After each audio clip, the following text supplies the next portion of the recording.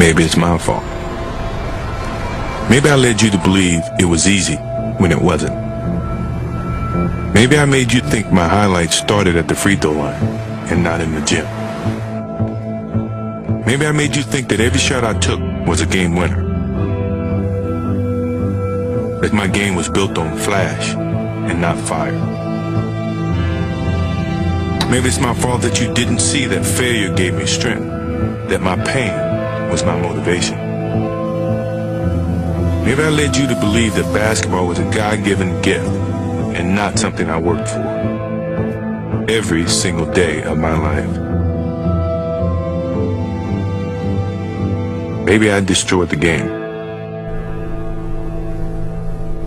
Or maybe you're just making excuses.